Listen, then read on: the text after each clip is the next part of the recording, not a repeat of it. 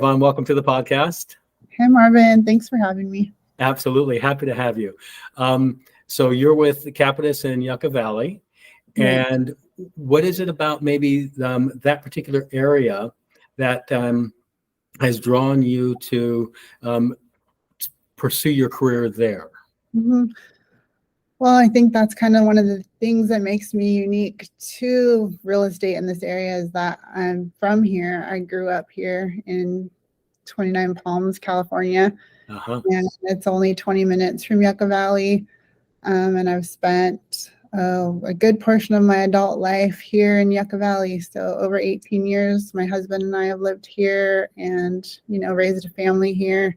So Yucca Valley is naturally like where I was going to create this foundation. See, I love doing this because I learn more about you individually.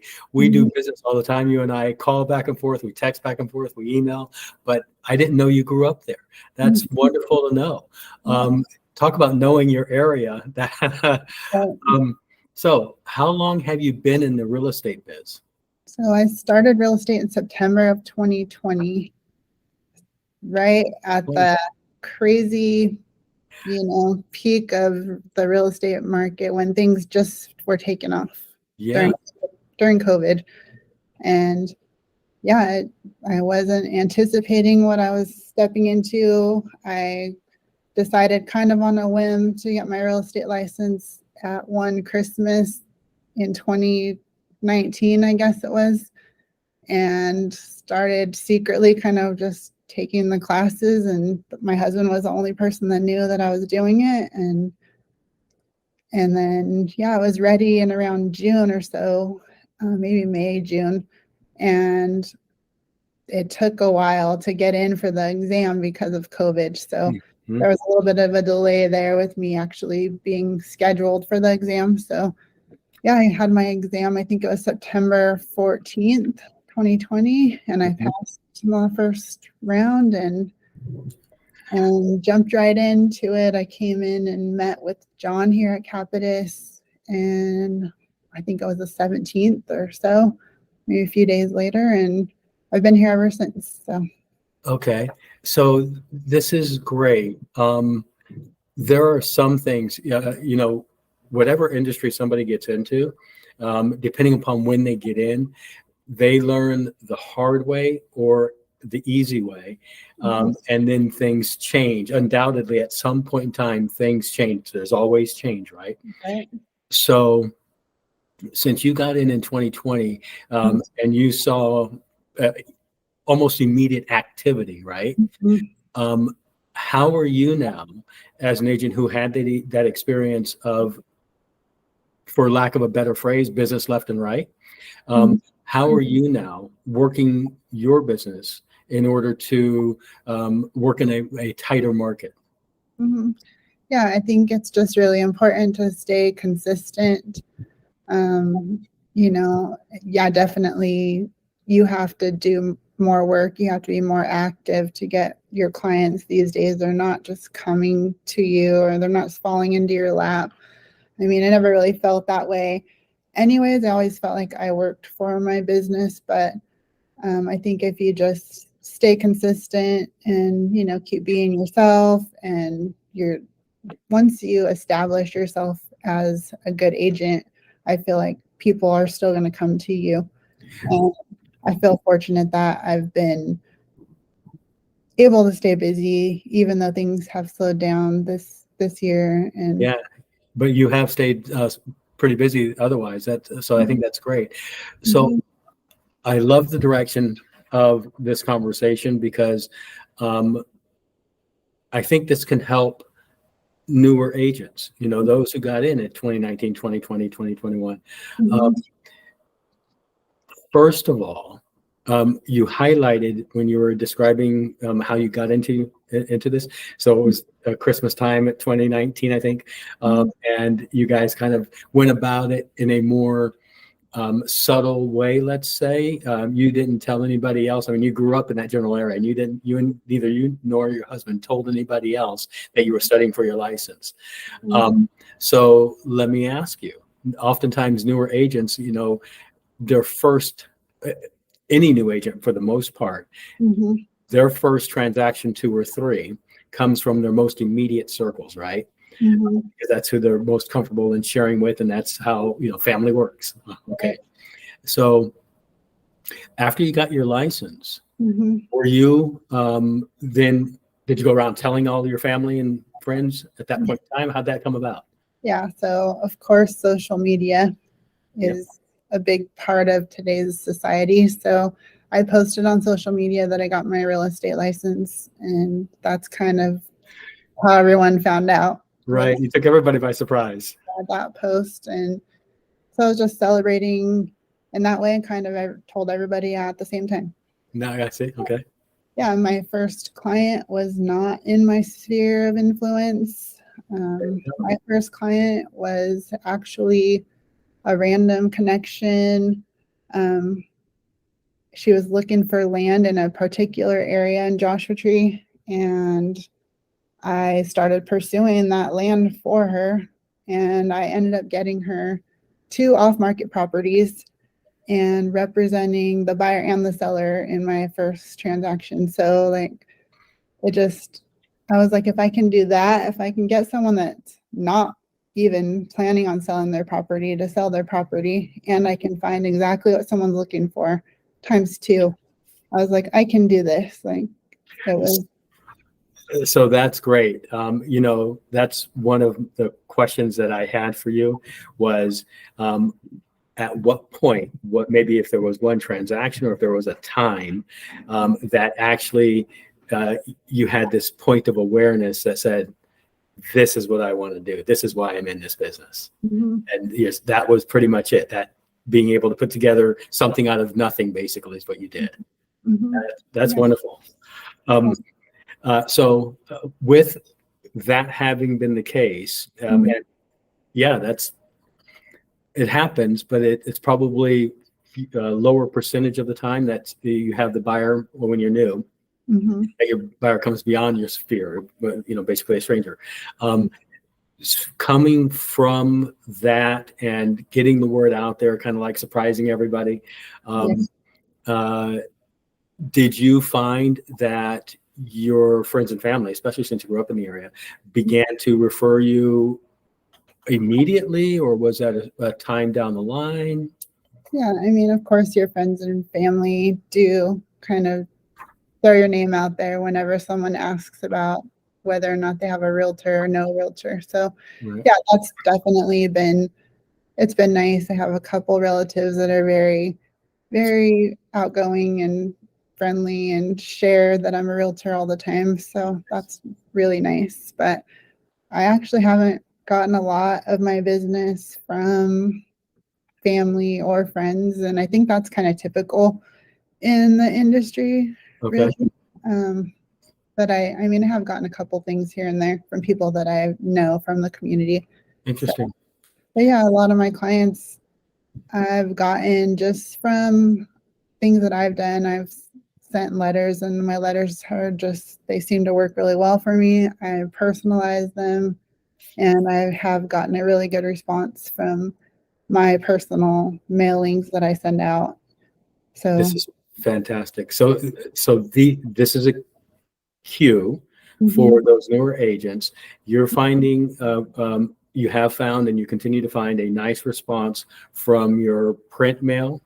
Well, yeah, I mean, I don't do bulk mailings. I do smaller scale mailings, and I personalize them.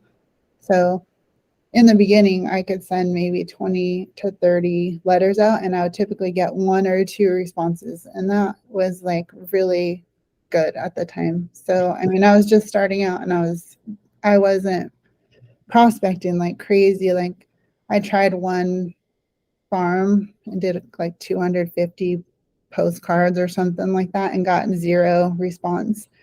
And I just changed what I was doing, and I just got personal. So that's what was a good, I mean, that was a good result for you, because that sort of, response, that rate, that percentage, that's fantastic. That's huge. So is that one of the things you continue to do along with anything, the social media we talked about and this? What else do you find that's working for you? Yeah, I do that. I'm also a Redfin partner agent, and I don't know if you're aware of that, but I've partnered up with Redfin, and they do send referrals. So that's been another stream of clients for me. Yep. Yeah. Yep. I did know that. I had forgotten, but I do know that. Well, and it's just referrals. Once I have a client base, I've closed about 70 transactions or so. So just from those 70 deals, I feel like I have like a pretty consistent outreach. So 70 deals since mhm, since mid 2020. September 2020. Yep. Um, three. That's very good. That's very, very good. Yep. Basically an average of 20, 25, 22. That's fantastic. My first year, I did, I think, about 31. My second year was around 25. This year, I'm about 13 with a couple pending. And so, yeah, this year is a little less volume transaction wise, but I had my first big $1 million deal this year. So that picks up some volume, which is, That listing that we talked about, right? yeah. So Congratulations on that one. that was awesome. Yeah, that's pretty much rock star status. You know that. Okay. 70 deals in your first 3 years, basically. That's fantastic. Yeah. We talked about how you, on your first deal, basically created something out of nothing, right? You went around and you did the core work, that road work, that footwork that got you that seller side land and got that buyer in. That and then experiencing what you've experienced over these 70, 69 other transactions, whatever the case may be. What do you consider probably your best strength in doing what you do? I think my strength is being adaptable to a lot of different personalities. I work well with all personalities. So, like, I can handle a difficult client. I've had really difficult clients. And then, I get along really well with my clients. They trust me, like, right off the bat. And that's just something that I don't think that you get, that feeling, that first impression.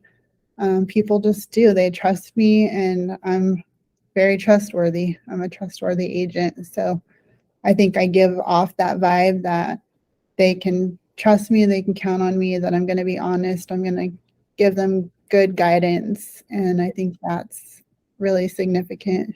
So, yeah, I get that too. I mean, you're just down to earth. So I can see where that aura is given right off the bat. So I can see where that would be the case. I'm low key, but I'm just really diligent and I get the job done. Like, I know that I am soft spoken, but I know what I'm doing. Like, I know the contract and I know the loopholes and I know, how to get my clients the best deal. I'm just there for them. Like, I know how to guide them through the process. So it's just, I feel like I have established a trust and continue to build that with a lot of different people. Okay. And to help continue that success, you're keeping up the print, you're keeping up on your social media. And what do you do? What activities do you take? How do you reach out and touch your 70 or 140 or whatever in between there client database? How do you reach out and touch them? I do some group emails just to kind of keep in touch. I don't do them like, I don't bother people. I don't do it like weekly, but I try to do it monthly. just to kind of keep that constant contact. Monthly. That's fantastic. Okay. So you do emails monthly to the past client database. Mm-hmm. That's wonderful. Yeah. And if maybe you have it tracked and maybe if that's available to you, maybe it's not. Let's look over the past 12 months. So from now through September, October of last year, that 12-month period, how many would you say of your closed transactions came from the referrals from your past client database? Yeah. Good question. I can't answer that. I don't know. Fair enough. Yeah. Can you recall a time or two that you reached out to and heard back from, or even not even your initiation of the reaching out? Can you think of a time or two that you had somebody contact you because of being referred to you by somebody that you've done business with? I mean, yeah, I definitely have past clients that will just send over a friend or something and just let them know that I was their agent and that I did a good job for them. And then I'll be working with that new client. So yeah, I definitely have those situations. Mm-hmm. So we're heading into 20 minutes, and so I know that we probably don't need to keep it going on. If you had one or two most pertinent bits of guidance for agents who have been in the business about your length of time, what would that be? Yeah, just be consistent, do the work. If you show up, if you're just authentic yourself, know the market, definitely keep up on the MLS. I check it every morning. I'm always looking at new listings. I know what's available. So, just those kind of things. Keep learning, always learn. Very cool. That does remind me of, basically 3 or 4 non-negotiables every morning that, that's given by some successful coaches out there who have really helped done things like that, given that sort of guidance, I'll say, for agents who are successful like yourself. And one of those non-negotiables is getting up in the morning and basically centering yourself in one way or another, listing the things that you're grateful for, being completely aware, knowing your market, right? Knowing what's out there on the MLS, basically just knowing your product, basically getting your product knowledge down, and then making your plan for the day. Is there, besides the checking of the MLS, knowing your market, are there 1, 2, or 3 other items that you do pretty much like every morning in order to be prepared for your real estate day? No, I mean, I typically just do a lot of follow-ups, and I usually have a couple transactions. So I'm always kind of just following up with clients, those kinds of things. But just, you never know how your day is going to go as a realtor. So you never know who's going to call, who needs what. There's always something. So I feel like I spend a lot of time on my phone just responding to emails and text messages. It's just pretty steady. It will keep you busy. Yeah. I mean, there's times when I'll schedule things for myself to do, like go to a house tour, stuff like that. But it's not, I should be more consistent with that. I think that would be really a great thing to add, just, for social media, just to, get people more just exposure, I see what I'm doing walkthroughs on properties that aren't mine, just to try to help people sell and find buyers. I think that's a good way to get interaction on social media. And just, I've really gotten clients through my Instagram account.